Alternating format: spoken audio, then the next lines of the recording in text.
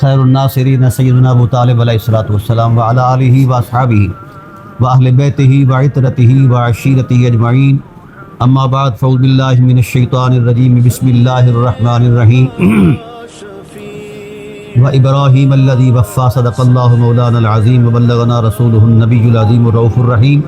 ان اللہ وملائکتہ یصلون علی النبی یا ایھا الذین آمنوا صلوا علیہ وسلموا تسلیما۔ اللہم صل علی سیدنا مولانا محمد وعلی آل سیدنا مولانا محمد کما صلیت علی ابراہیم وعلی آل ابراہیم انک حمید مجید۔ الصلاۃ والسلام علیک یا سیدی یا رسول اللہ وعلی آلک واصحابک یا سیدی یا حبیب اللہ۔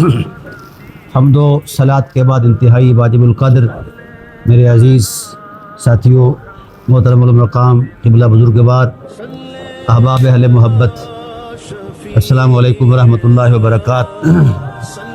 حمد و صلاۃ کے بعد گزارش یہ کر رہا ہوں کہ جس طرح میرے عزیز بیٹے نے بات کہی ہے، یقیناً میرا تعلق ہر لحاظ سے اس خاندان سے اور چودھری صاحب سے، ان کے گھر سے ایک ذاتی سا تعلق، اور یقین کیجیے میں بڑا مصروف تھا، میرے پاس عراق کا ایمبیسیڈر آیا ہوا تھا، تو وہ سب لوگ آتے ہیں پوری دنیا سے، تو آج میں ان کا میزبان تھا، ان کو پھر میں نے ہوٹل میں ٹھہرایا ہے کہ میں آپ سے صبح بات کروں گا۔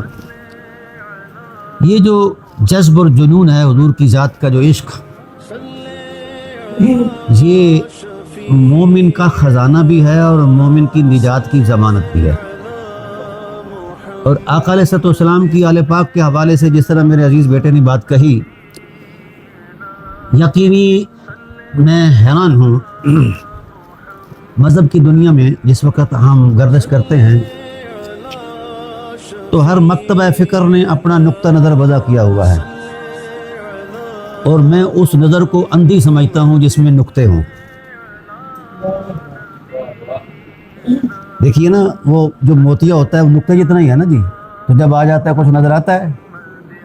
جس نے حسن رسالت کو نقطوں سے دیکھنا ہے اس سے بڑا اندھا کوئی نہیں ہے، جس نے عظمت اہل بیت کو نقطہ نظر کے تصور سے دیکھنا اس سے بڑا جاہل کوئی نہیں ہے۔ یہ وہ نفوس قدسیاں ہیں جن پر ہر وقت اللہ کے حسن کے پہرے رہتے ہیں۔ اللہ وحدہ لا شریک کی محبت، رحمت، عنایت، یہ جو ہم کلمہ پڑھ کے مسلمان ہوتے ہیں، لا الہ الا اللہ محمد رسول اللہ، اس کو قرآن پاک نے ڈیفائن کیا ہے۔ اللہ تعالیٰ ارشاد فرماتے ہیں، حبیب یہ دو ذاتوں کا تصور نہیں، دو حقیقتوں کا وہ حسن ہے جس کا کوئی شریک نہیں، جس طرح میرا کوئی شریک نہیں، تیری بھی کوئی مثال نہیں ہے۔ ان کو سمجھا دو کہ اس کا منظر نامہ کیا ہے، کلمہ طیبہ اپنی حقیقت میں کیا ہے۔ یعنی اس کا اثر تو یہ ہے کہ جو پڑھ لیتا ہے یقین سے اس کا تن بھی پاک ہو جاتا ہے اور من بھی پاک ہو جاتا ہے۔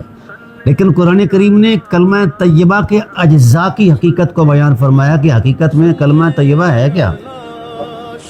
اکثر اوقات تو یہی ہے نا جی، یعنی بنائے اسلام اسے کہا جاتا ہے، لا الہ الا اللہ محمد رسول اللہ۔ اللہ تعالیٰ نے اس کو اپنے انداز عظمت میں بیان فرمایا کہ یہ کتنی فیض والی حقیقت ہے۔ الم تر کیف ضرب اللہ مثلا کلمۃ طیبہ، حبیب آپ نے دیکھا نہیں کلمہ طیبہ کی مثال ہم کس انداز میں بیان کر رہے ہیں، کشجرۃ طیبہ، جس طرح ایک پاکیزہ درخت ہے، اصلھا ثابت، اس کی جڑیں اتنی پاکیزہ ہیں کہ وہ تحت الثری کے سینے پر اتری ہوئی ہیں، وفرعھا فی السماء، اور ان کی شاخوں نے آسمان کو ڈھانپا ہوا ہے، تؤتی اکلھا کل حین، ہر درخت موسم آنے پر پھل دیتا ہے۔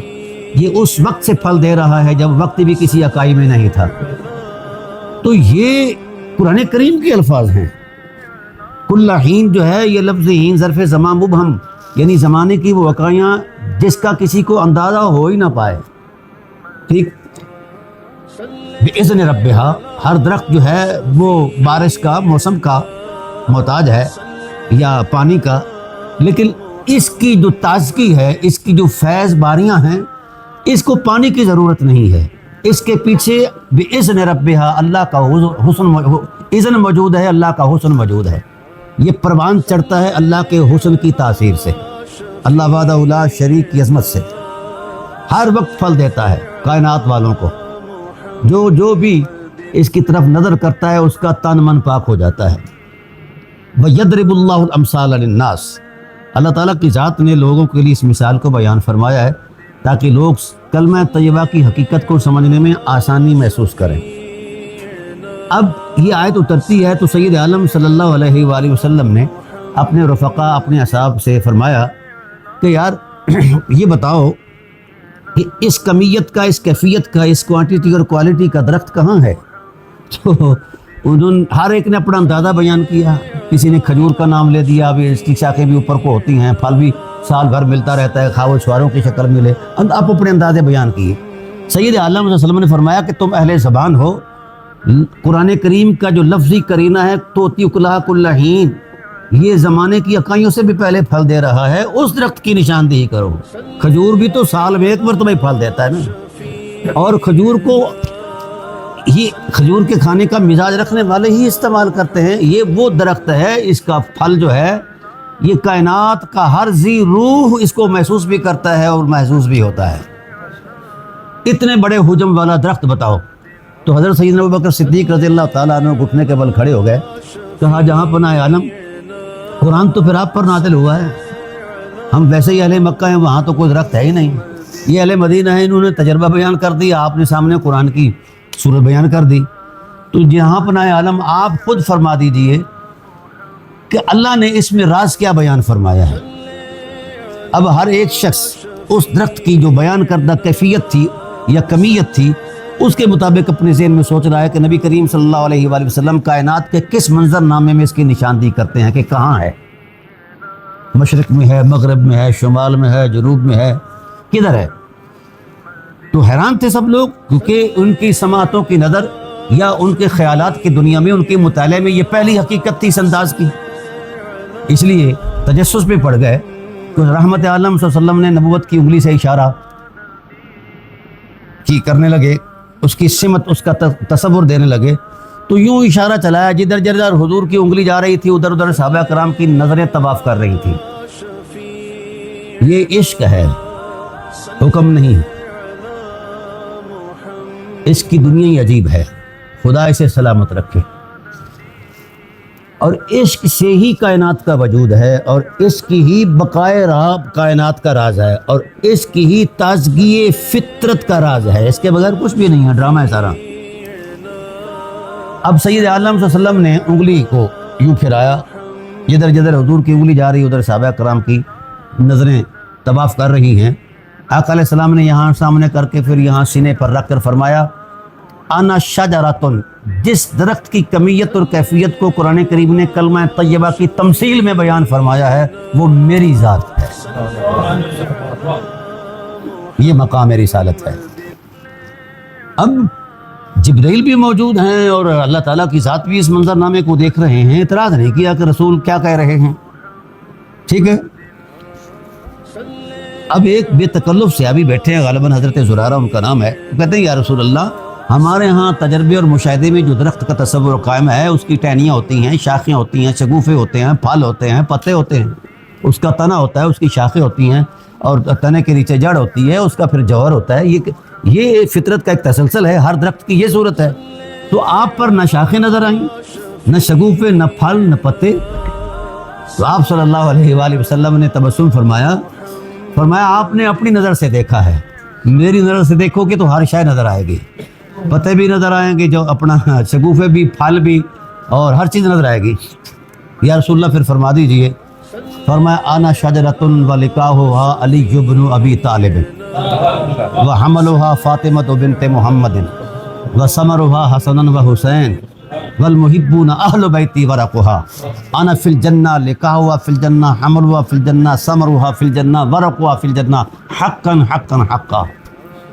فرمایا میں درخت ہوں جو اس کلمہ طیبہ کے فیضان کے تصور میں جو تمثیل خدائے ذوالجلال نے الوہی زبان سے وحی کی عظمت میں بیان فرمائی ہے وہ میری ذات ہے، میں وہ درخت ہوں، علی میری شاخیں ہیں، حضرت زہرا شاخوں پر نرم شگوفے ہیں اور حسنین پھل ہیں، والمحبون اہل بیتی ورقھا، جتنے بھی ان سے محبت کرتے ہیں وہ جس طرح درختوں کے پتے وجود درخت کا حصہ ہوا کرتے ہیں، میری آل سے محبت کرنے والے بھی محمد کے وجود کا حصہ ہیں۔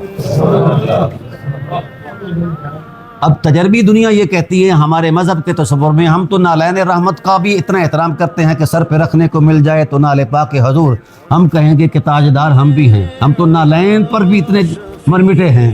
تو نالین پاؤں کی ضرورت ہے, نالین پاؤں کی ضرورت ہے. ہمارے لیے تو یہ معراج ہے کہ تیری معراج کے تو لوح و قلم تک پہنچا اور میری معراج کے میں تیرے قدم تک پہنچا. ہمارے لیے تو یہ اعزاز ہے.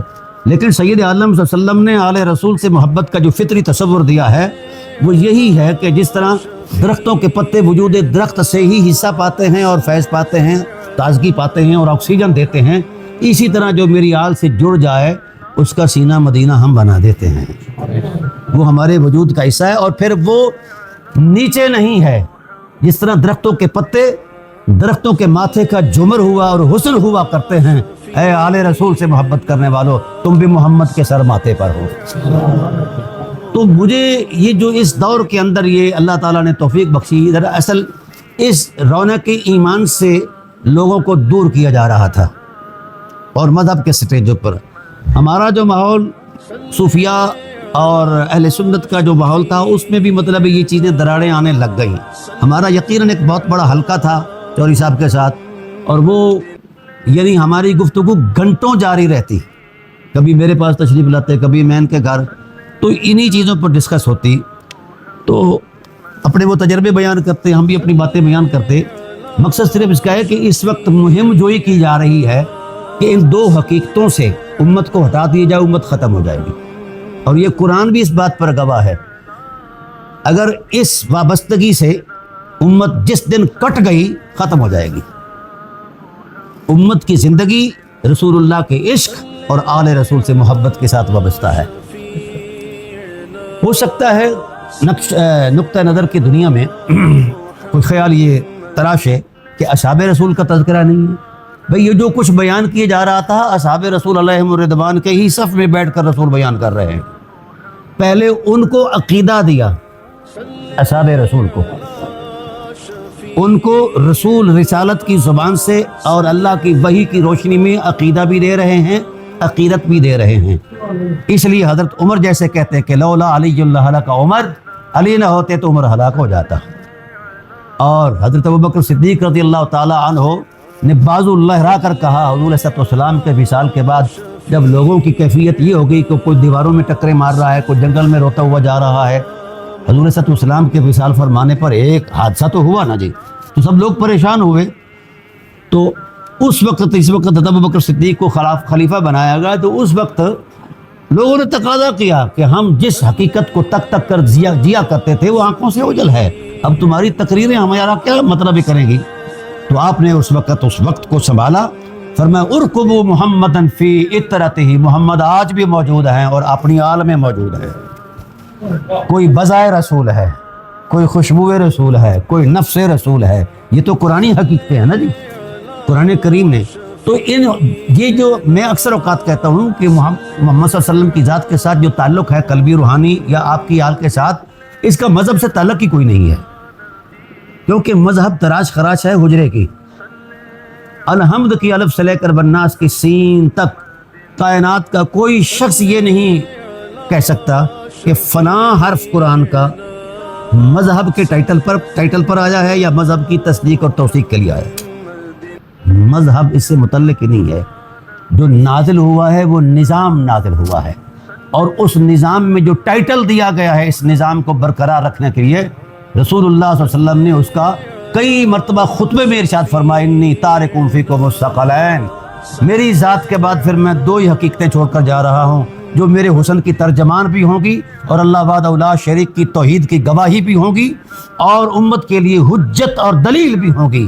ایک اللہ کا قرآن ہے اور دوسری میری آل ہے. تو یہ خیالات نہیں, آل رسول سے پیار جو ہے یہ مذہب نہیں, فطرت کی معراج ہے. ہر وہ شخص صاحب فطرت ہے جس کے اندر یہ ذوق موجود ہے, اور جس کے اندر یہ ذوق موجود نہیں, جو خیال کی دنیا میں حسین کا تصور قائم کرتا ہے وہ جاہل ہے, بد فطرت ہے, اس کا فطرت سے تعلق کوئی نہیں ہے. سمجھا گی؟ تو یہ اجزائے وجود رسالت ہیں. رسول اللہ صلی اللہ